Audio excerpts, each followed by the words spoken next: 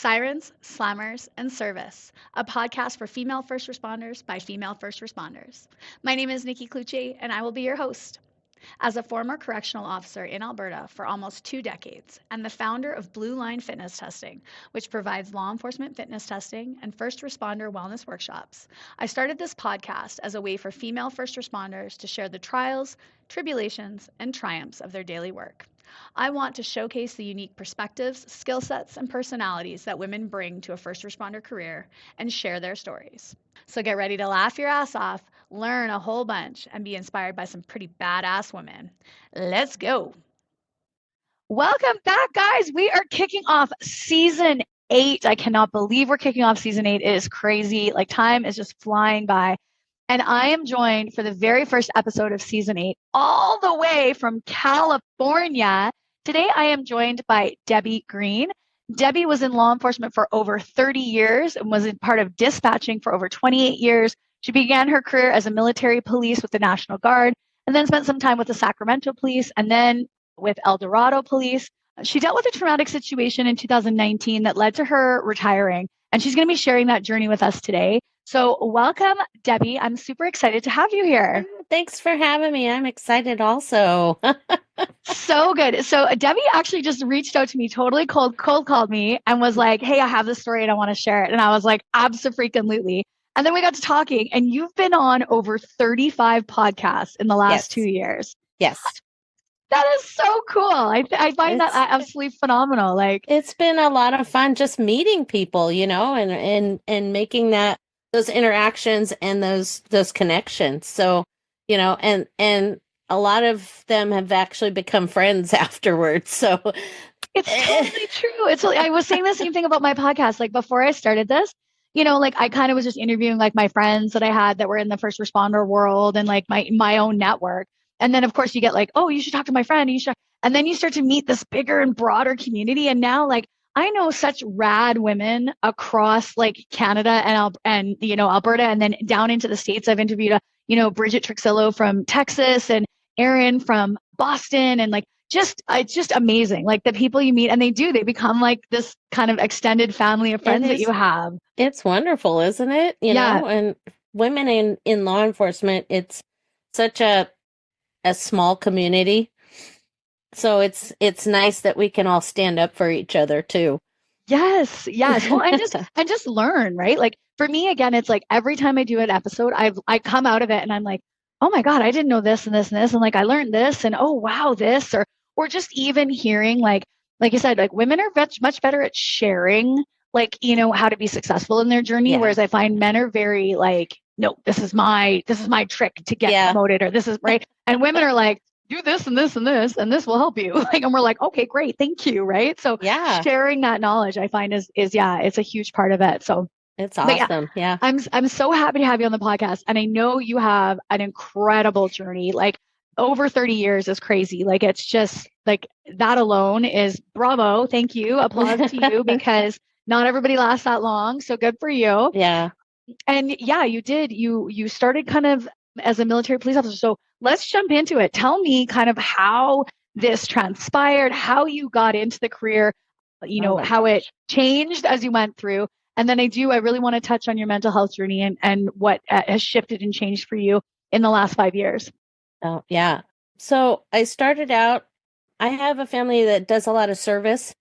So my dad was in corrections. I have relatives in the military. And to me, it was a good start after high school to go into the military and learn all the discipline and all of that, and kind of just have a stable environment.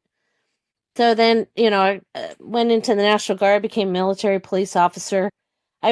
My first deployment was to the LA riots in 1992. Oh my God. So you're taking this young kid, and I had been married and had a young child. So I had gone through, my husband was in the National Guard also, and he had been deployed to the first Operation Desert Shield, Desert Storm.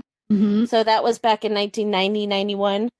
And, you know, the kids, I had 2 stepsons and my son. And So that they were fine with dad being gone. They didn't care. But as soon as I got deployed, holy moly, the world fell apart. Yeah. And I was only gone for 6 weeks, and my ex-husband was gone for months, you know. Yeah. So I decided at that time I had when I got deployed, I was also had been hired by Sacramento Police Department. So I kind of overlapped a little, and I thought, this civilian career that I've got is a little more important. And I know that sounds kind of silly, but it's like I wanted to concentrate on that. So my enlistment came up and I got out, and so I concentrated on dispatch. So that was, yeah, so kind of all melded together back in the 90s. And then Sacramento Police, I was let go on probation because I wasn't fast enough. It was a larger department and real busy. I always tell people my second dispatch job with El Dorado, their busiest night was the slowest night at Sacramento. So Yeah. Yeah. Yeah. so I actually did really well going into a smaller department, and I was able to grow with them. Mhm. When I started there, we had 2 screens. I don't know if anybody remembers. We called them green screens Mhm. with the DOS. So green screens with the Yes. white in it. Yes. And so when I started there, we had 2 screens and radio buttons and actual phone and all of that. When I retired, we had 10 screens.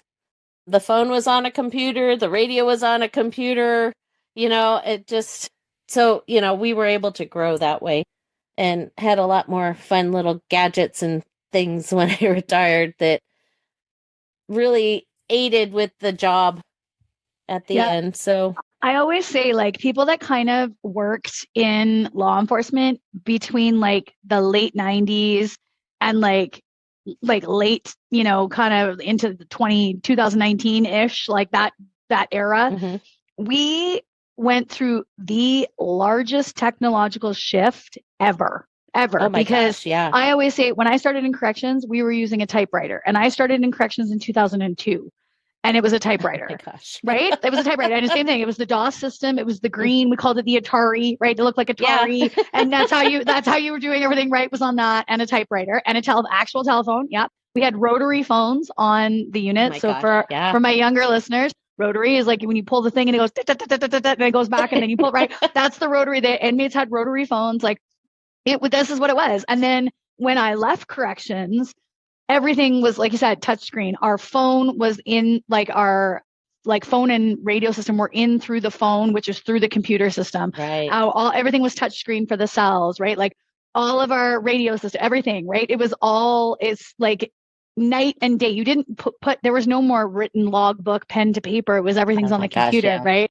And so, like, to go from starting everything pen and paper, logbook, handwritten, everything to everything computer. Like, but it only ever happened if you worked in this kind of era of time, right? Exactly. If you're coming into law enforcement right now, you're like, everything's computer. It's just normal to you, right? And if you retired before computers really kind of became like a thing, like maybe you had like a desktop and you had to like maybe learn to type one report and it was like a Word doc, and Yeah. and you finger picks. I used to work with an older guy, and I would just sit there, and I'm a fast typer, and you obviously would be too as dispatch. And I would just sit there and be like, oh my God, this is fucking painful. Like, can I just do it for you, please? And he's like, nope, I'm doing fine. Click, click, click, click, click. I'm like, it's gonna be fucking midnight before we get out of here. Exactly. Well, and we also learned when I started back in the early 90s, our computers would have to go down to do backup. Mhm. And so we had to learn how to do cards. So we had the dispatch cards that we would work on for a couple hours while the computers were down. Oh my God. Crazy. It's so crazy. Yeah. Like, Yeah. yeah, no, I guess that whole era of time, if you were working in law enforcement or, like, again, a first responder, like, everything changed. Everything Uh, changed with technology, like yeah, everything. it went from and I think we were still using dial-up modems. Mhm. If we had to get on, it wasn't even internet. You had to go to a specific phone number to Hmm. to hook up with something. So yeah, so we went from that to having the internet. So yeah. Yeah. Yeah. And so you did like again, I think it's crazy that you started your like military police career with riots in LA and how like terrifying and Oh, exciting also that that must have was been. terrifying. Yeah. But just like it's like, feet to the fire, here we go, we're jumping in. And Yeah. then going to Sacramento Police, which again, like you said, is busy, busy, busy, busy, busy. Yes. And then shifting to a smaller detachment or, smaller police force. So what was like how like El Dorado, how big is El Dorado for all El of our Dorado goes from the Sacramento County line to the Nevada border. So we encompass a little bit of urban and then go all the way to South Lake Tahoe, which, if anybody's familiar, and then we go from the American River to the Cosumnes River. So it's a pretty big county, hmm but there's not a lot of people. hmm So you have like a little townships here and there, a lot of national forest. So we worked with Forest Service and state parks and Fish and Wildlife and hmm things like that. Kind of not your normal law enforcement type agencies. So that was a lot of fun. And then in the wintertime, we dispatched Department of Transportation with the snow plows. hmm So, we just had I really enjoyed it because it was just a lot of different stuff rather than working down in a city with high crime. So, Yeah, yeah, you really get to do it. You could be dispatching for a lost hiker, you could be dispatching for, like search and rescue. Like, yeah, that's yeah, super cool. I really it like that. was a lot of fun. Yeah, and just different opportunities, right? Like again, like you're Oh saying, if gosh, you're yeah. if you're an urban dispatcher, you're really dispatching just urban crime. Like that's basically it. And Right. you got the opportunity to kind of dispatch for everything. That's really Well, cool. and when I started there, we still had paper maps, but Yeah. you would also have to have people ask for directions. How do I get to your house? And it would be like, well, you go down this street and you keep going until it turns to dirt. And when at the fork, go down until you see the yellow rock, just kind of stuff like that. Yeah. Yep. That's And exactly right. Paper maps, like that alone, like I try to explain it to my kids. I'm like, well, just put it on Google Maps. And I'm like, no, this is a paper map. Look at, or like a globe. I was trying to show them oh, a yeah. globe.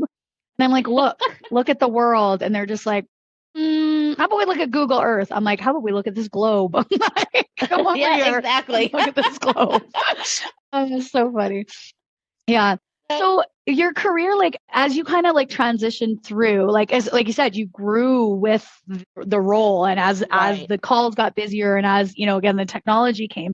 So how did that kind of shift what you, maybe not what you were responsible for, but how did it kind of change your work as you moved through the years as they kind of ticked by? Well, it went from making a lot of phone calls to other agencies to be able to use the computer to find the information that Hmm. we had. So, how do I, like, if we had to look up, oh, good gracious, when you've grown with the department, you don't even sometimes remember what it was like when you Yes. started. But, calling records and asking for things rather than looking it up on the computer, calling another agency to ask for, directions or whatever they have Hmm. down in their agency and and and just we lost a lot of the human contact, Hmm. I guess you would say, with other agencies, but we gained all this knowledge and we were able to do our job faster Hmm. rather than, at a snail's pace when I first started. Yeah. Yeah. And Did it you? just kind of became secondhand after a while. Yeah. Did you have a large police force that you were dispatching for? Like, was there a lot of members? So the sheriff's department, on an average shift, when I started, we would have maybe 10 or 15 Hmm. on the shift on the busy radio. And we also had a radio that covered just Tahoe area, and that always had like 3 or 4. That never changed throughout the years. Yeah. But as there would be certain shifts where we would have only 4 deputies Hmm. for the whole county Oh my gosh. on. Oh my So, gosh. yeah, so one in each zone. When I left, it was, I think we would have 12 on Oh. in the middle of the night. So, I mean, it changed as the county grew because it was kind of small when I first started, but we had a population boom here in probably the last 15 years. Mhm. And so, when you get that boom, you have to hire more people. Yeah. And then we went from a really tiny building to a 2-story monster of a office when I left. So, Yeah. Can you explain, just because a lot of our listeners are Canadian, how does it work? So is because there's police, but then there's there's also sheriffs, and then yes. there's also correctional officers, but sometimes you're a sheriff and a correctional officer at the same. How does that all work? Well, it depends on which department. So, police work generally for a city. Okay. The sheriff's departments work for the counties. Okay. So, and then you have like highway patrol or state troopers that would work for the state. And then you Okay. have your national ones, which is like FBI and DEA and ATF. So, yeah. So is there like, it's no, it's good. That's a really great and explanation. Like and that's a really down good breakdown. yeah, and down here the sheriff's departments usually run corrections for the local jails and Okay. also do security and bailiffs for the court systems. Okay. Then there's also the prison system, which is different, and the state runs those. Gotcha. And then every once in a while, you'll have a federal prison, and that's totally different. But it Okay. depends on which state you're in and Yes. how they run things. So California has a couple of private prisons, Mhm. but I don't know how that works. So No, that's good. That is you really broke it down well, because we hear police and we hear sheriff and we're mhm, like, but aren't those the same thing? But okay, so police, city, sheriff, county, right. corrections also could be county, could be state, could be federal. If you're a sheriff, you could potentially also be running your local jail. I love it. Yes. Okay. It all Yes. makes sense. That's great. And then, oh, the other question I was going to have is, so if there's like, say, like your county sheriff has somebody who's like speeding on the highway, does that become, because now I'm thinking Super Troopers, which I freaking love as a movie, but Yeah. so if they're speeding on the highway in the county, is it the sheriff's responsibility or is that highway patrol? Both. Both. So either of them, you can get pulled over by Yeah, either you of them. can Okay. get pulled over by either one. Okay. And Gotcha. the same with police. Police would still pull you over for speeding in the city. It's just, yeah, how it works. And, Okay. Yeah. drunk drivers got to be really fun to do when we stopped them in the city or the county. And yeah, it was just Okay, I like it. the No, that's push good. pins and yarn. Yeah. Yeah. Or it's like that meme where there's like the three different police agencies and then the person's like pointing to three different, like the office one where they're like, it's yours, it's yours, it's yours, it's yours. No, dibs out. Exactly. That's good. That's good. Okay. Well, and so tell me then, so you essentially like is there anything else that you want to share about your journey before, because I want to get to basically what has transpired that's moved you through into this next stage of your life. But is there anything else that you wanted to share about kind Well, of your work? Stay with us. We'll be right back. Blue Line Fitness Testing is a premier law enforcement fitness testing and training center based in Edmonton. Specializing in helping individuals prepare for the physical demands of a career in law enforcement, we offer comprehensive fitness evaluations, specialized training programs, and classes tailored to meet the unique needs of our clients. Our facility hosts a range of classes and are committed to fostering a supportive and empowering environment where clients can achieve their fitness goals. Our team includes experienced trainers who bring specialized expertise in law enforcement, self-defense, personal training, and rehabilitation. We engage through our community through challenges, events, and our podcast, and we are dedicated to helping individuals succeed in their fitness journeys and career aspirations in law enforcement. Are you looking to get started with your career? Come see Blue Line Fitness Testing, and we'll get you there. I really enjoyed it. I mean, I Mhm. could, as I said, I've grown on with the job, and I was a trainer at one time, which was fun. And when I started there, there wasn't an established training manual per Mm-hmm. se. They gave me this huge binder of bits and pieces and memos, and they handed that to me. They handed me a new binder, pointed me at the Xerox machine and said, "Have a nice day. Go do this."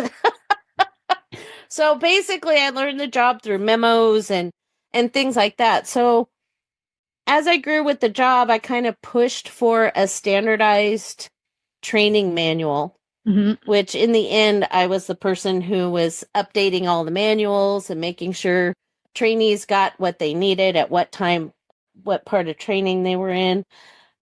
I think that was the biggest one that I really enjoyed. I was also a tactical dispatcher. Cool. So I went to a training and I could go out in the field with the SWAT team during incidents. So that was a lot of fun. But yeah, you're just normal, you go, they send you off for training for this, for that, and the myriad of critical incidents and officer involved shootings and things Mm-hmm. like that transpire and cause trauma to you throughout your career until you get to that one. Mm-hmm. But before that one, 2015, I also had open heart surgery.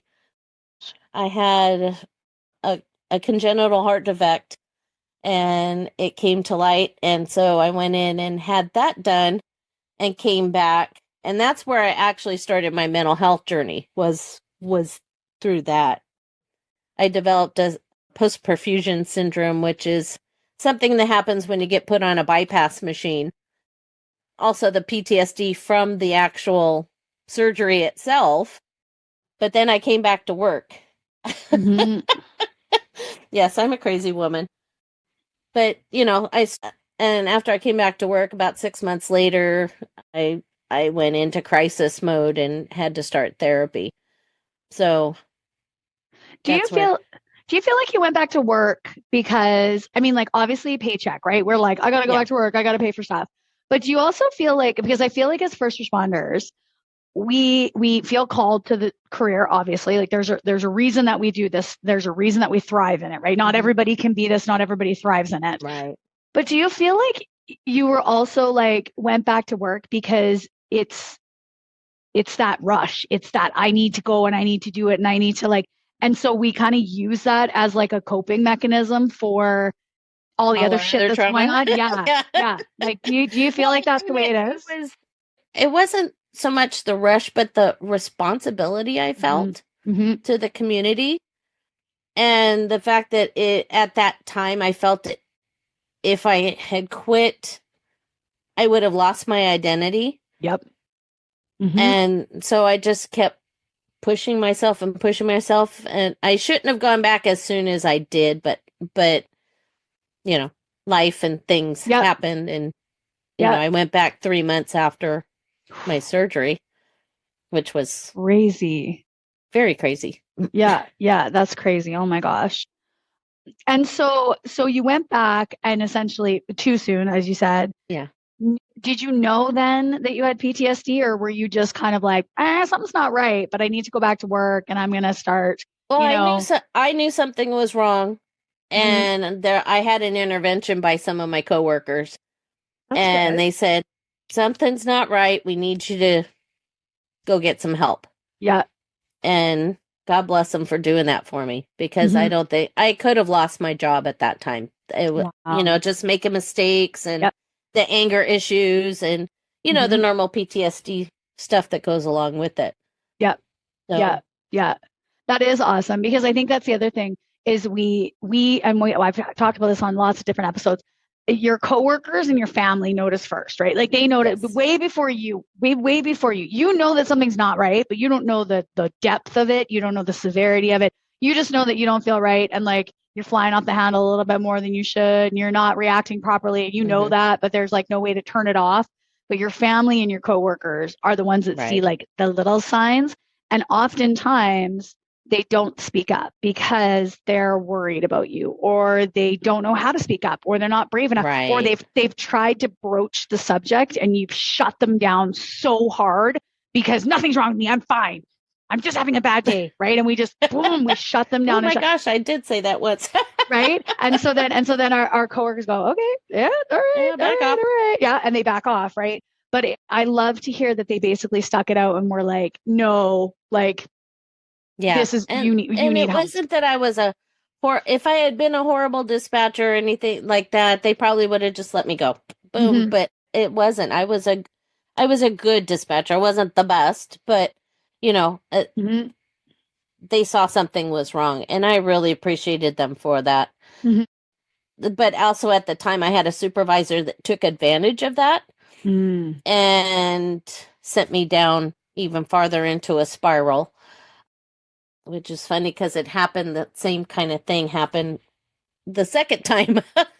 So, yeah, so, there was a lot going on, but I toughed it out and found a support group, in-person support group at the time, and I was able to go to that weekly, which really helped, plus my Mm-hmm. therapist. So, That's awesome. And gain some strategies, gain some abilities to yeah. like a little bit of perspective sometimes too. Even sometimes that perspective helps. It's like, Oh, oh, gosh, yeah. yeah, I did react poorly there. Or yes, I did, make that about me when it wasn't about me. And like, I can see that now, right? So that's Yeah, awesome. And so then from that, like, did you obviously return to work in a much right. better space, felt better? Like, did you continue like with your therapy, like Oh, coming yeah, into the end of yeah. your career? Like that was just something that Oh, that yeah. now became, yeah, yeah. That was normal. And I went to a lot of mental health classes to learn Mm-hmm. about anxiety and depression and work stress and critical incident stress management and things like that. Mm-hmm. So that not only was I being helped, but because I was learning all these coping mechanisms and strategies, I was able to actually help with callers going through a crisis. Yes. Amazing. Amazing. So Was there, it was a sorry, win-win. yeah, yeah, yeah. Was there any other like was there any training on mental health for you guys before, like, or even Oh as gosh, you were moving through your career?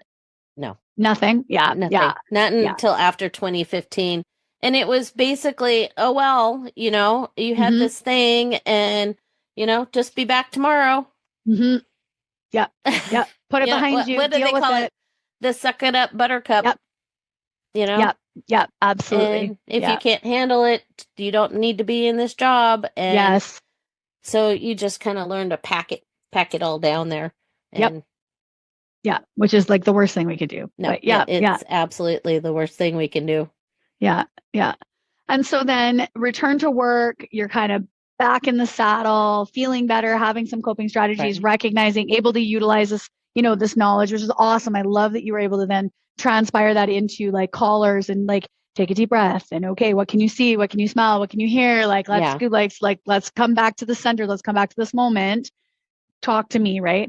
And then you in 2019, you had one of the worst things that I can ever imagine happen to anybody while you were on duty. So can you tell us about that? And again, if Right. you're not comfortable sharing Oh, parts of it, we totally understand. But I share it because it may help somebody.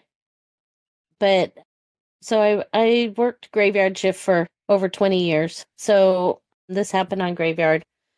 I had dispatched 3 guys out to a call. It was a marijuana grow. We had some suspicious subjects.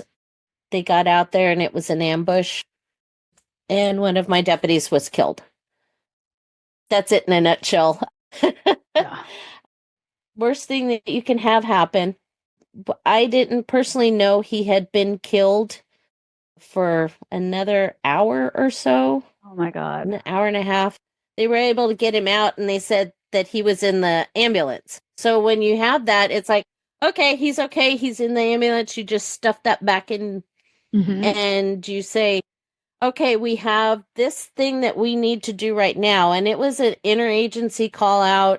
We were ground searches for the suspects, and this happened at 1:30 in the morning, and we didn't get the second suspect for 3 hours, so it was 4:30 in the morning by the time We got the second suspect, but in the middle of all of that, they told me that he had passed away. Mm. I'm glad they did, but it was very traumatic, and me trying to hold on to that radio Mhm. and make it sound like nothing was wrong Mm-hmm. to those guys out in the field that were still working this, because I didn't want them to have any inkling at all that he had passed away. Mm-hmm. And I managed to do that. That nobody found out until after everything was over and done with. Oh God. And That's even the chaplain was standing behind me, and I'm in tears, I'm sobbing. A transmission would come up over the air, and I would just go 10-4. And she goes, Mhm. "How are you doing this?" And it's like, I can't let them know what's going on, Yeah. you know? And after that whole night just was so surreal. So I got relieved at 4:30. We called people in early to come relieve us after Mhm. everything was over and done with, and people did cleanup for us, as we called it, the Mhm. aftermath. I went down the hall and sat in the stairwell and just cried for 30 minutes. Mhm. We had our initial stress debrief Mhm. before we left the building. We were the dispatchers on shift. We all were part of the motorcade that took the body from the hospital down to the coroner's office in Sacramento. I don't think I got home until 11 in the morning. Oh my Um, God. and it was just very surreal, very traumatic. I made sure that everybody got their days off, even though I wasn't in charge. I was like very demanding. We need days off, Mhm. because I had seen in the past when a dispatcher didn't get a day off from a critical incident, how bad they were the next day. Yep. Even, the ones I went through. Mhm. When you're crying on the way home and crying on the way to work for weeks, there's a problem. Yep. So we made sure that we got that. We had our debriefs. This last incident was awesome as far as the short-term mental health care for everybody in the department. Good. And then I, being in therapy already, I made sure to make emergency appointments and Mhm. get in there to be seen on my days off. Good. Good for you. and had a friend with peer support. So I went and talked with her also, because she was not in our department. And I just made sure to talk and tell people, you need to get out and talk. This Mhm. is important. Mhm. Had I not been in therapy, I can only imagine how I would have dealt with this. Yeah. And I think it would have been a lot worse. And it would have been compounded on top of what you dealt with in 2015. Right. So now your cup is even more full. The space that you have to have those coping strategies or to have that patience and that grace with yourself is smaller because the Right. cup is already half full of the other shit you've dealt with, Yes. right? So yeah, I can't imagine. I'm so glad to hear that in 2019, like again, so we're talking 5 years ago. So hopefully it's improved even more now. But in 2019, that the immediate mental health needs were met by the Right. agency. They Right. held a debrief for you guys. They let you guys talk it through. They had peer support in place. Yes. Like, because I mean, even to this day, there's agencies I know out there that they have nothing. They have nothing. If a critical correct. incident happens, they've got nothing. They've got suck it up, buttercup. We'll see you tomorrow. Yeah. Right? Yeah, Like that's exactly. and this is at 2024. They still have this. So I'm glad to hear that even 5 years ago there was things in place for you guys, and that you actually, again, because we talk about this all the time, whether we choose to partake of that or not. Like, oh yeah, EFAP, Employee Family Assistance Program, is there. Use it, and nobody uses it. Right? Right. Well, it's Right. there because we need it. So use it. If you use the resources that are there. You're not too good for them. You're not tougher than them. You don't not need them. We all fucking need it. So use it. Right? Exactly. Yeah. Exactly. And Yeah. and the aftermath of that with me, as I went through all the anger and everything over again, like Mhm. I did in 2015, and had yet another supervisor who decided to take advantage of my mental health and throw me down into that circle the drain mode again. But luckily I had one of the other supervisors from another shift saw what was going on. And rather than take me down the disciplinary route that my supervisor had taken me down, she pulled me aside, handed me a stack of paperwork, said, fill these out, make this phone call, and get on workman's comp now. Mm-hmm. So it was yet another intervention she said, this is not good, and what's happening to you is not good. And she stepped in with administration and told them what was going on and got me help. So it's one of those things too where you think to yourself like, and so because having been in a manager and a supervisor's role, right? I always think I go back even now and I think like, did I ever fuck it up? Did I ever fuck it up? Was somebody coming to me? Did they say so? Did I read that situation wrong? And did I shut something down that I should have, given help for? And I hope that I never did. And if anybody that's listening has ever worked for me, if I did, fucking let me know, guys. Let me know that where I fucked up but honestly, because I want to know that I fucked up so that I don't do it again, right? So that if I'm ever in that situation again, I don't do it again. Do you think that your supervisor, do you think he or she, sorry, I don't know, did they do it maliciously in that they just didn't like you and this was their way to fuck you over? Yeah. See, that's fucking bullshit. And that's wrong. That is so wrong. Very wrong. And luckily she doesn't work there anymore. Yeah, the second one. The first one, she was just not ready to be a supervisor and maybe did some things wrong. She's changed a little bit that I've heard about, so that's good. But this second one, no, it was malicious. And so... Which sends you even deeper into the spiral. Like I absolutely, because I've been in that exact situation, and you think to yourself, can't you see that I'm already fucking struggling? I am already barely fucking hanging on, and you're gonna just shovel some more shit on top of me. Like, you're supposed to have my back. You're my coworker. You're my supervisor. You're my manager. You're supposed to have my back here. Like, we fucking live for each other. And you're going to shovel more shit on top of me. And you're stuck in that. And so much different, even corrections, you're not stuck in a room with people the whole shift. You walk around, you can walk, get up, move around. We are literally plugged in, headset on, can't move from this room, can't get away from that person that's harassing you for 12 hours. Oh my God. How are there not fist fights? They're 100%.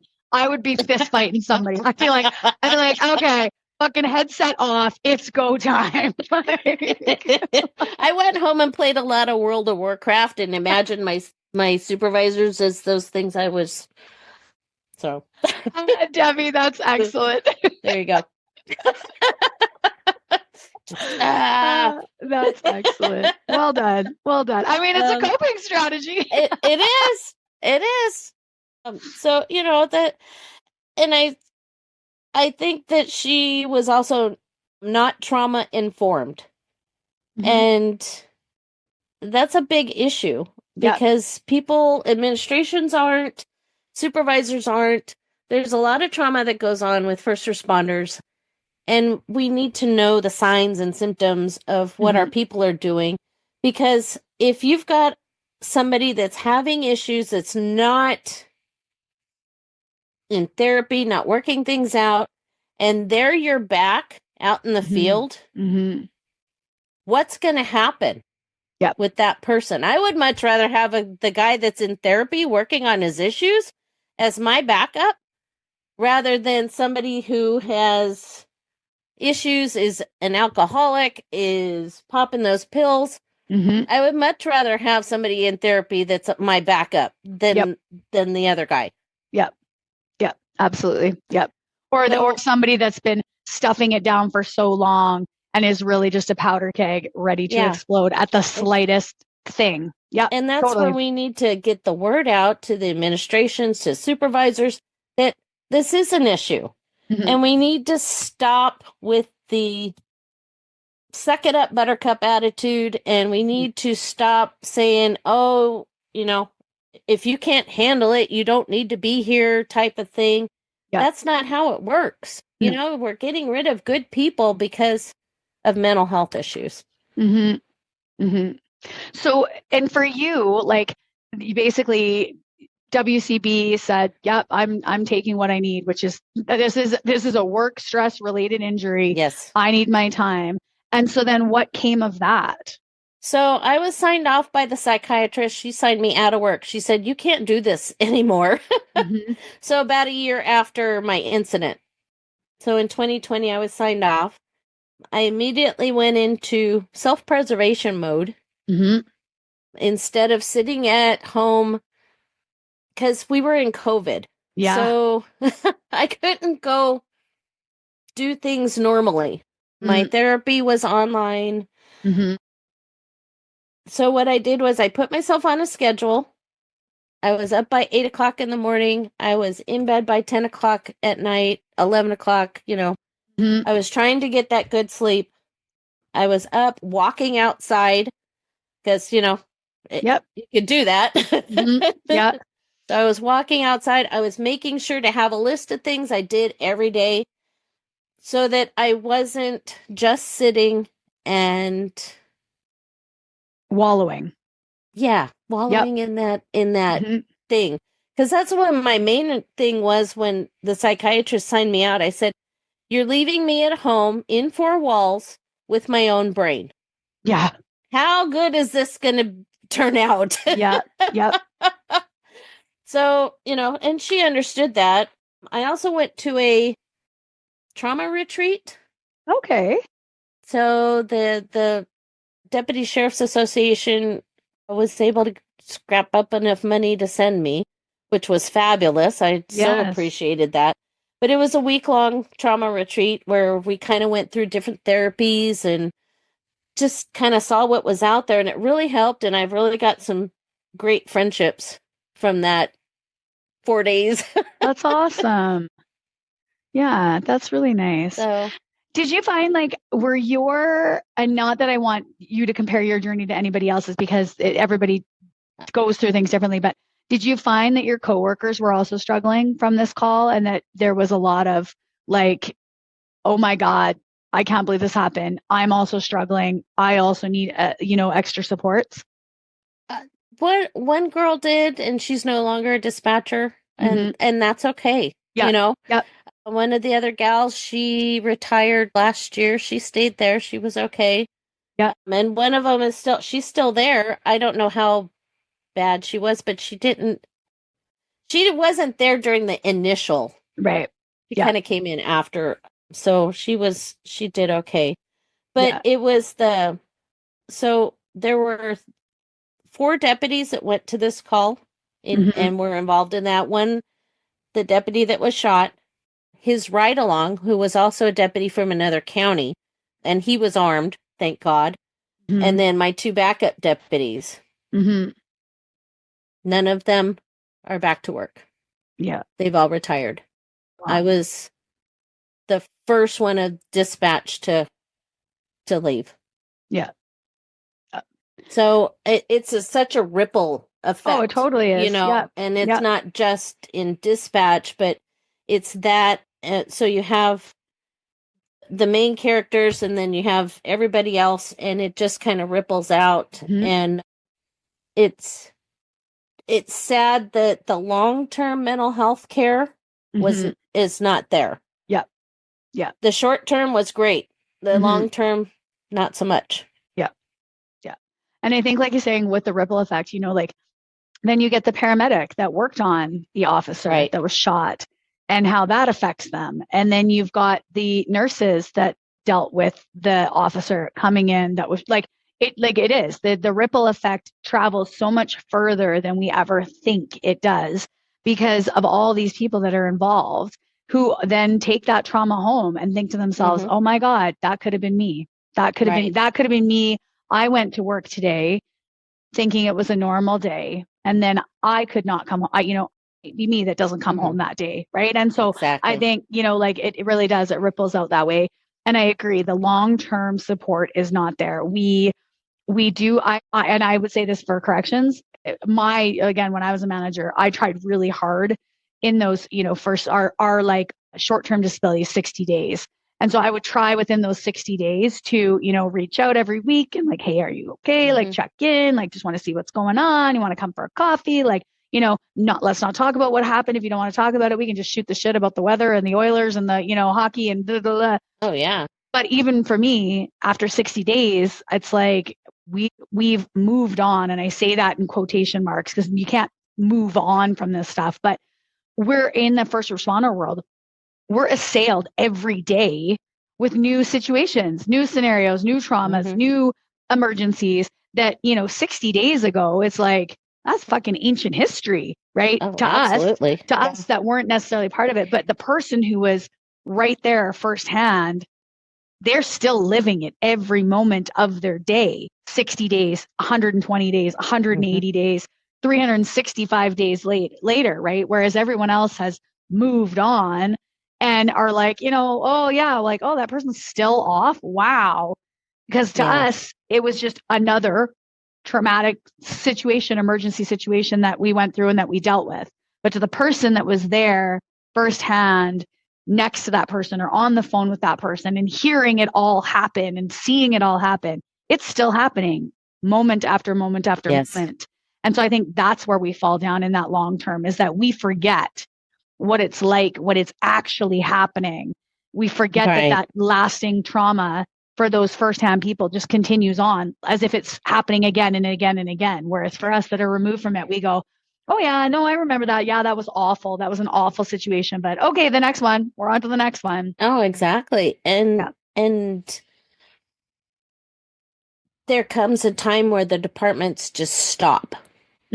Stop making those contacts. As soon as I was signed off on workman's comp, all communication stopped with the department. Yep. I had nobody doing check-ins. I had no support to even navigate what I was going through as far as how to determine when I needed an attorney, how to determine if I was getting screwed by this, what was going on. Yep. And so finally I got a letter that said, you're permanently disabled. Well, what does this mean? So that's when I finally said, okay, I'm getting an attorney and we're going to navigate. Because, so I ended up 6 months. I think I was about 6 months out. 6 months? No, I was out 9 months before my actual retirement date. So, but, it's like, what do you do? So, that's what I actually had one of my former coworkers, she reached out to me because she's going through the process and she's clueless about nobody's there to help her. So I sat there and I, was talking her through it and hopefully she can navigate it. But it's like, there's nobody to do that. There's no advocate out there to say, hey, this is what you need to do. Yeah. I think, and that's the other thing that then furthers that too, is that sense of betrayal, that sense of like, I gave you 28 years of my life. I gave you 30 years of my life. Where the fuck are you now? Like, oh yeah. Right? Like, you're just leaving me hanging out here by myself with no clue what's going on. You give me this label that I'm permanently disabled. Like you said, what does that mean? What am I supposed to do now? So yeah. And I totally agree. I think that would be something. So for any of our listeners are listening and of advocates or of organizations or of, again, attorneys, like I know, again, Bridget Trixillo in Texas. She's amazing. Lady Law Shield. I love her.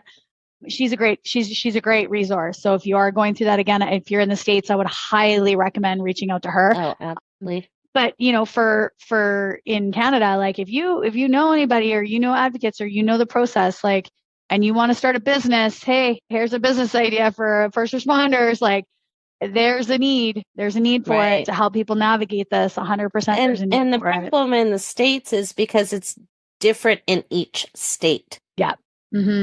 So it's like I can navigate California pretty well, but I don't know how to do New York or any of those other states. So it's just And just having somebody there to support you that you can talk to that says, okay, go do this now, go do this now, would be a help.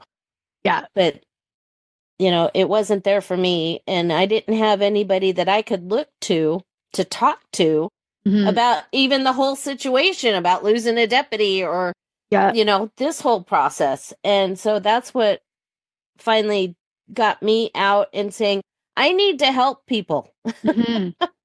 There's more of me out there than I realize. So just getting my story out there, hopefully I can touch that one person and say, hey, get the help.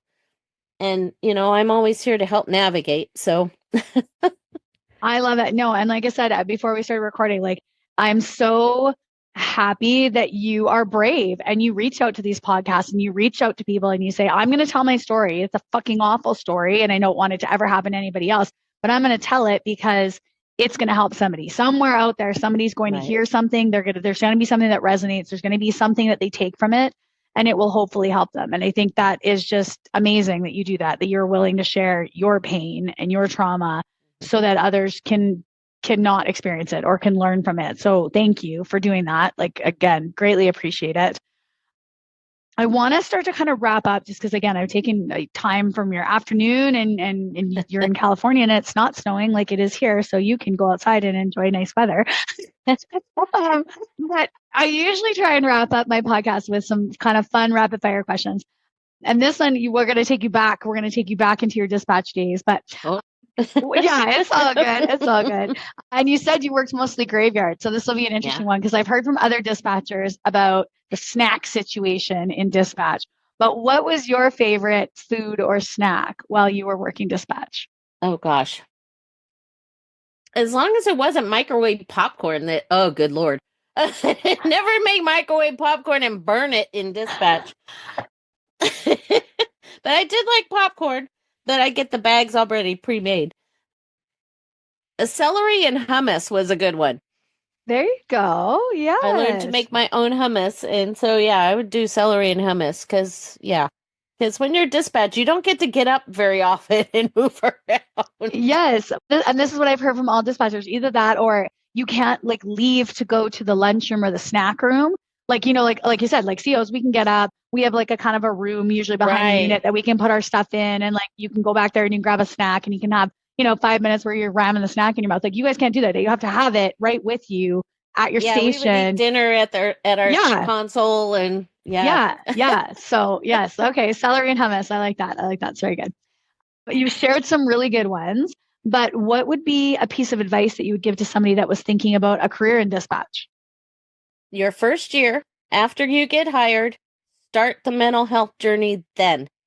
Go find that therapist that you click with. If you have to go through 5 or 10 of them to find that person, You want them law enforcement aware, a first responder friendly type of therapist. But start then and go see them every 3 months, every 6 months in the beginning. So you have the established and you can learn all those coping mechanisms and things to help you out. So when the shit hits the fan, you have an established person you can go to and not try to work your way through EAP assistance and try and find somebody then. You want to get it right from the beginning. Yeah, be proactive in that. Absolutely. Yeah. And we've heard that from multiple guests that say, the day you start, go find one. The day you start, because you never fucking know what's going to happen on day 2 of your job. You never know, especially in the first responder world. Exactly. You never fucking know. So yeah, I like that. That's good. And finding one that you like. And I agree. That might take 5, it might take 10, it might take 15. Don't give up. Don't give up and be like, oh, this is bullshit. I'm not going to waste my time. Find somebody. Find somebody because you need it. It is a necessity. It is not a want. It is not a nice to have. It is a necessity. So yeah, agree with that. It should be in your toolbox along with, how to cuff them. Yeah, absolutely. Absolutely. Yes. Okay. And then the last question I have for you, and just it kind of ties into what we were saying at the beginning of the podcast with our changes in all of the things and the tools that we had at our disposal. But what was your favorite kind of piece of equipment or programming or anything like that that you got to use while you were in dispatch? Towards the end, the 911 locators, Mm, when you would pick up a 911 call and it would have that cell phone right there. yes. Because we started out with, there wasn't cell phones when I started. Mhm. So people who called you had their address because Yeah. it was a landline. Yeah. You still had to verify, but as we got into cell phones, cell phone technology has gone, it's amazing what they can do Yeah. with cell phones. So we can find out where you are. And then also the text to 911 Yep. was amazing. Another woman that I was Alberta Wildfire Dispatch and then now moved into our city fire department dispatch. And she was saying too that now there's like, oh, what is it? It like not just like pings your location, but then they can text you back. So that like if it doesn't, and I was like, what? And she's like, yeah, so you can be like, yeah, I was like, that is absolutely phenomenal. And she's like, it's just, it just elevates the 911 game of, that communication and what we can get to and from people. And I was like, oh, that is so cool. Like so cool. It's amazing. Yeah. The technology is just incredible. Yeah. Well, I don't know, like you've shared a ton of great information. You've shared some, traumatic but amazing stories of, resiliency and that dedication to your mental health and to getting better and to going back into the world as, a better person that even though they've dealt with these things, you're coming back and, you're taking care of your grandkid. You're being this healthy human now, having navigated through all of it. And so on like again from myself, like thank you for sharing your journey. I know for sure our listeners are going to love this episode and just hearing that if you are going through the shit, you can make it to the other side, you can get through it.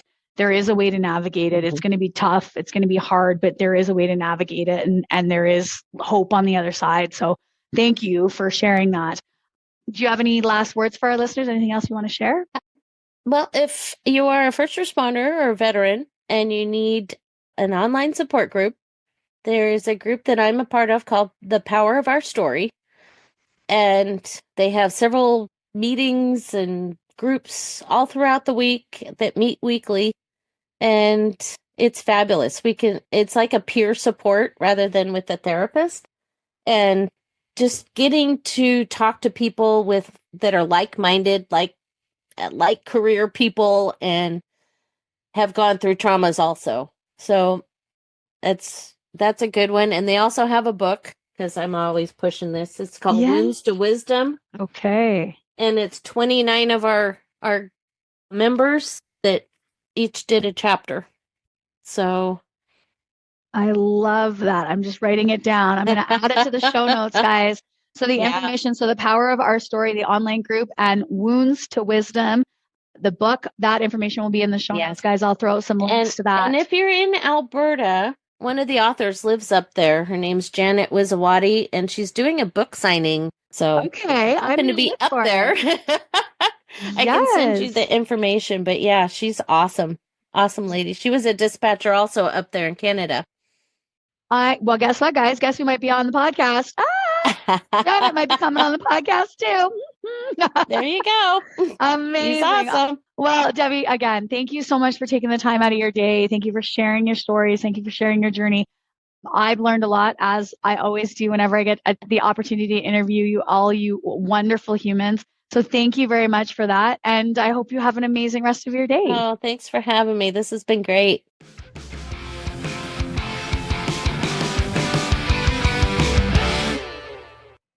Well, that's it for today, folks. Thanks so much for tuning in, listening, giving me your time, your energy, and your attention. I completely appreciate it. Make sure you check out our next episode with another badass female first responder anywhere you get your favorite podcasts. And follow us on Instagram and Facebook at bluelinefitnesstesting.com. I hope you stay safe, keep your head on a swivel, and watch your six.